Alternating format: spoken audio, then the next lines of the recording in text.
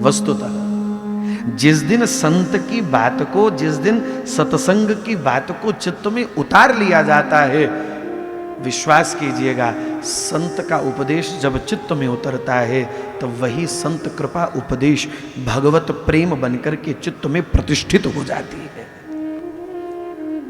भगवत चरणों की प्रियता, भगवत चरणों की वो अद्भुत प्रीति, वो संत कृपा के उपदेश को जो चित्त के भीतर धारण किया जा रहा है, तब वहां से वो संकल्प शक्ति काम करती है, तब वहां से वो लीला प्रारंभ होती है। इसलिए दुर्लभ है संत का मिलना, उससे भी दुर्लभ है संत के द्वारा सत्संग का मिलना, और उससे भी अत्यधिक दुर्लभ है कि जो सत्संग जीवन में प्राप्त हो रहा है उसको चित्त में उतार पाना। सामान्य बात नहीं है। हमारे ब्रज में कहवे महाराज, ललिता सखी उपासना जो सिंघिनी को क्षीर। संत वाणी को कौन पचाएगा? चिंतन योग्य बात है। महापुरुषों की बात को, महापुरुषों की वाणी को कौन पचा सकता है? सुन लिया, 2 घंटा बैठ के, 3 घंटा बैठ के सुन लिया, बड़े भाव से सुन लिया, तो क्या सुनना पर्याप्त रहेगा? क्या सुनना काफी रहेगा? नहीं, सुनना भी पर्याप्त नहीं है, सुनना भी काफी नहीं है। हम उसको कितना पचा रहे हैं। अच्छा, वो पचेगा कैसे? बढ़िया महाराज 56 भोग बने देसी घी में, रबड़ी, रसगुल्ला, रसमलाई, जलेबी, इमरती सब तुम चाट गए महाराज, सब खाए गए। खा जाओ, कोई मनाही नहीं है, खाओ, खूब खाओ। पकौड़ी खाओ, कड़ी खाओ, जलेबी खाओ, इमरती खाओ, रसगुल्ला खाओ, खूब खा जाओ महाराज, कोई मनाही नहीं है, खूब खा जाइए। 2 की भूख हो 10 खा जाइए, भले 2 की भूख हो भले ही 10 खा जाइए। 2 की जगह 10 खा जाना बड़ी बात नहीं है। जो 10 खाए हैं वो पच रहे हैं कि नहीं, ये चिंतनीय विषय होता है। क्या उसको पचाया जा रहा है कि नहीं? जो भोजन पचता नहीं है वो भोजन भीतर जाकर के सड़ने लगता है, और जब भोजन भीतर जाकर के सड़ने लगता है तब वो रोग पैदा करता है, तब वो बीमारी पैदा करता है। भोजन करना अच्छी बात है, पर जो कर रहे हैं, जो खा रहे हैं, जो उदर में जा रहा है, अपने को ध्यान देना, वो पच रहा है कि नहीं पच रहा है। तो उसके लिए क्या करना पड़ेगा? फिर तो आयुर्वेद का सिद्धांत कहता है भैया 2 रोटी भले ही खाइए, 20-50 कदम चलो, थोड़ा टहलो, 20-50 कदम चल ले हो। चल नहीं सकते तो भैया वज्रासन पर बैठ जाओ, दोनों टांगे मोड़ करके 15-20 मिनट वज्रासन पर बैठ जाओ।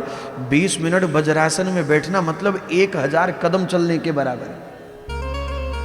तो भोजन को पचाने के लिए या तो 20-50 कदम चलोगे या 20-50 मिनट वज्रासन पर बैठोगे, तब भोजन पचेगा। ठीक उसी प्रकार 2 घंटा बैठ करके हमने श्रवण किया, सत्संग हमको प्राप्त हुआ, 4 घंटा बैठ करके सुना, 6 घंटा बैठ करके सुना। सुनने के बाद उसको मंथन करने से पचाया जाता है।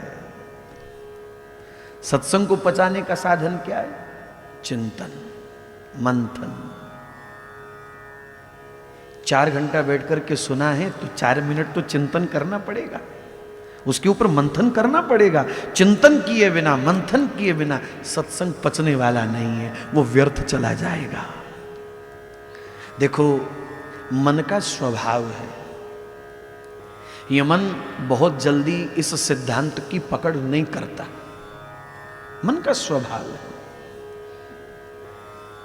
कारण इस मन ने अनंत जन्मों से संसार की कामना करी है। कहां कहां, किस किस योनि में, किस किस रूप में यह मन कहां कहां लगाया है। एक पशु भी कहीं ना कहीं मन लगाता है, मनुष्य भी कहीं ना कहीं मन लगाता है। किसी क्रिया में मन लगाएगा, किसी भोग में मन लगाएगा, किसी व्यवहार में मन लगाएगा, किसी संबंध में मन लगाएगा, किसी विषय वस्तु में मन लगाएगा। कहीं ना कहीं सबका मन जुड़ा हुआ है, लगा हुआ है।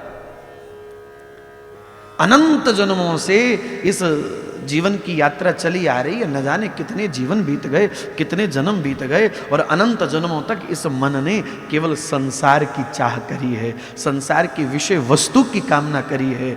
इसलिए चिंता तो करनी पड़ेगी, विचार तो करना पड़ेगा कि जिस मन ने अनंत जन्मों तक जगत के भोग विलास की कामना करी हो, कैसे अचानक से एक ही पल में वो मन जगत से हट करके जगदीश के चरणों की चाह करने लगे।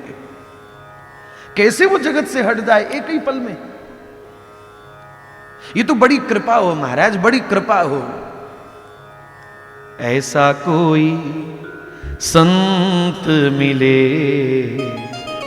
ऐसा कोई संत मिले, जेड़ा तार हरि दे नल जोड़े, हो जेड़ा तार हरि दे नल जोड़े, ऐसा कोई संत मिले, ऐसा कोई संत मिले। ये तो बड़ी कृपा हो, संत सदगुरु कृपा करें और शब्द के बंधन में इस चित्त को ऐसा बांध लेवे तो संभव हो सकता है कि ये मन जगत की चाह से हट करके जगदीश की चाह करने लग जाए। अपने बस की बात नहीं है।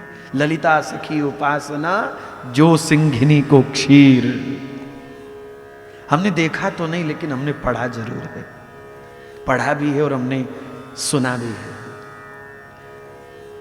शेरनी का दूध या तो सोने के बर्तन में टिकेगा या शेरनी के बच्चे के पेट में टिकेगा। कै कुंदन घट करे निवासा, या तो वो सोने के बर्तन में टिक पाता है या वो शेरनी के बच्चे के उदर में टिक पाता है। शेरनी के दूध को किसी अन्य पात्र में डाला जाए, वो पात्र फट जाएगा तत्काल।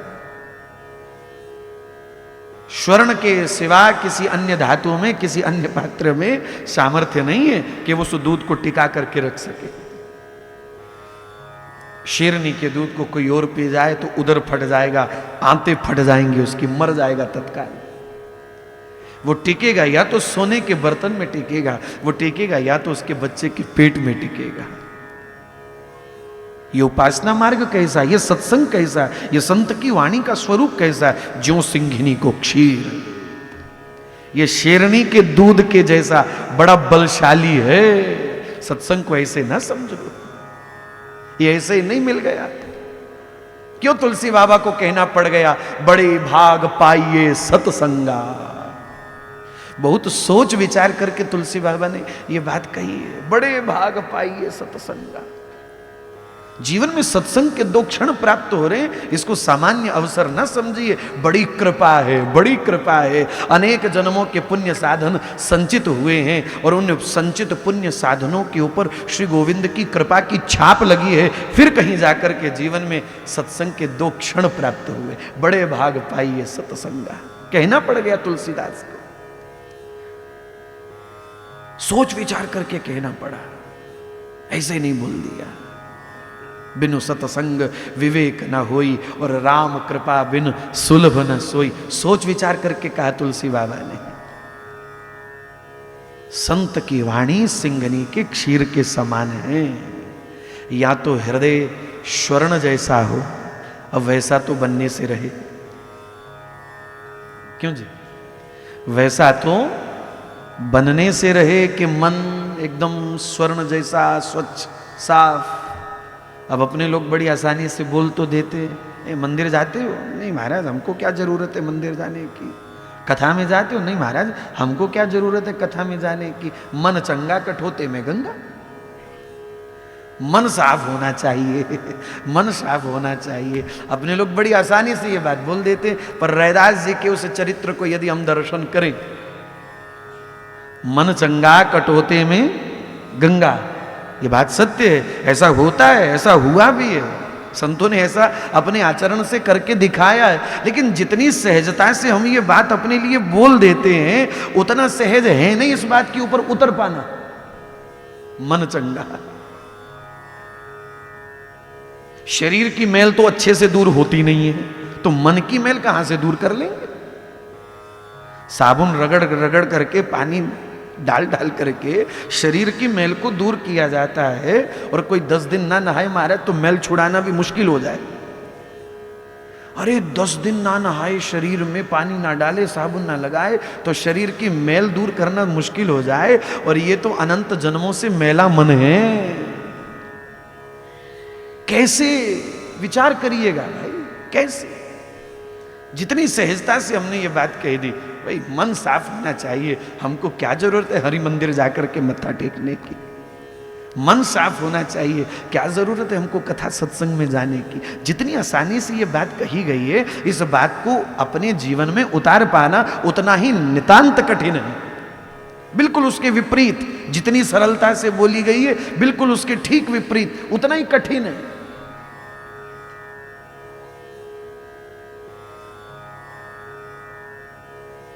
देखो, शरीर को साफ करने के अनेक साधन हैं।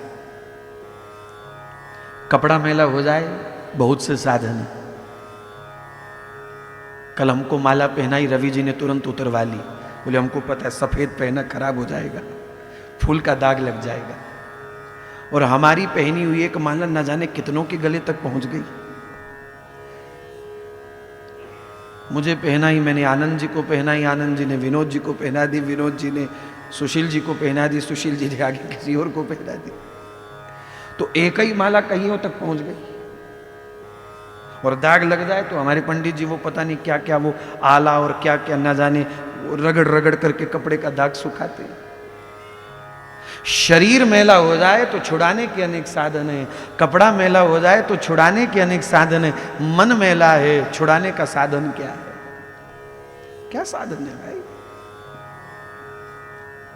कपड़ा बहुत मैला हो गया, 2 घंटा उसमें पाउडर में डुबो के रखो, साबुन लगाओ, रगड़ के धोवो, साफ हो गया। इस मन को कैसे साफ किया जाए भैया?